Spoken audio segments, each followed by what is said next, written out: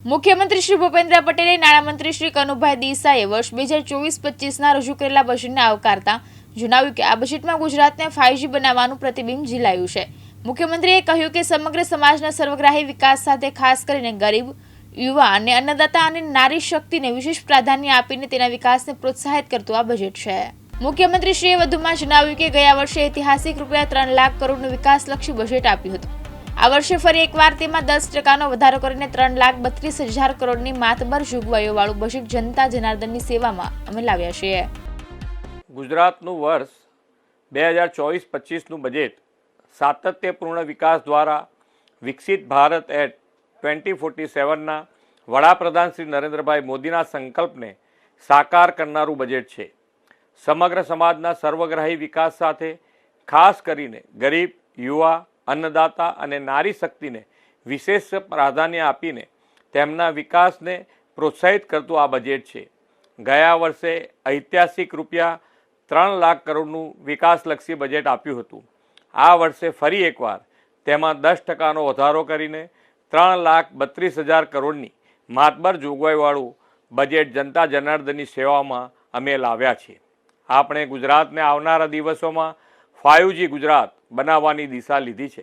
5Gનો અમારો અર્થ છે અન્ય પ્રદેશોથી શ્રેષ્ઠ હોય એવું ગરવું ગુજરાત, મૂલ્યનિષ્ઠ નાગરિક જીવન, પર્યાવરણ સંતુલન અને સાંસ્કૃતિક વારસાના જતન સાથેનું ગુણવંતું ગુજરાત, રિન્યુએબલ એનર્જી અને સર્ક્યુલર ઇકોનોમીને પ્રાધાન્ય આપતું ગ્રીન ગુજરાત, સમગ્ર વિશ્વ સાથે આર્થિક અને સાંસ્કૃતિક રીતે જોડાયેલું ગ્લોબલ ગુજરાત, અન્ય પ્રદેશો કરતાં વૃદ્ધિ દર વધુ હોય તેમજ બદલાતી વૈશ્વિક પરિસ્થિતિમાં પણ આર્થિક રીતે અગ્રેસર રહે તેવું ગતિશીલ ગુજરાત। આપણા 5G ગુજરાતમાં આપણી ભાવિ પેઢી પોષણક્ષમ હોય, સ્વસ્થ હોય, તેમાંય માતાઓ અને બાળકોના સંગીન સ્વાસ્થ્યને અગ્રતા આપતા સુપોષિત ગુજરાત મિશન જાહેર કર્યું છે।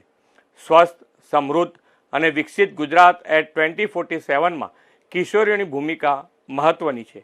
આપણે આવી દીકરીઓના પોષણ, આરોગ્ય અને શિક્ષણ ત્રણેયને પ્રોત્સાહિત કરવાનો હોલિસ્ટિક એપ્રોચ અપનાવ્યો છે। આ માટે 3 નવી યોજનાઓ નમો લક્ષ્મી યોજના, નમો સરસ્વતી યોજના અને નમો શ્રી યોજના જાહેર કરી છે।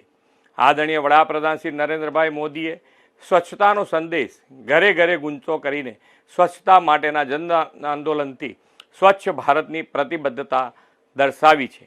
આ પ્રતિબદ્ધતાને ગુજરાતમાં વેગ આપવા નિર્મળ ગુજરાત 2.0 અભિયાનની આ વર્ષના બજેટમાં પણ 2 ગણો વધારો કર્યો છે અને રૂપિયા 2500 કરોડનું પ્રાવધાન કર્યું છે।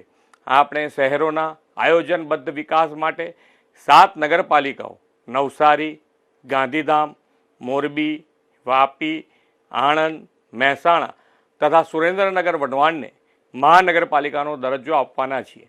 અમદાવાદની સાબરમતી નદીની સર્વગ્રાહી કાયાપલટ કરીને રિવરફ્રન્ટ દ્વારા એક વૈશ્વિક ઓળખ આદરણીય વડાપ્રધાનશ્રીએ અપાવી છે।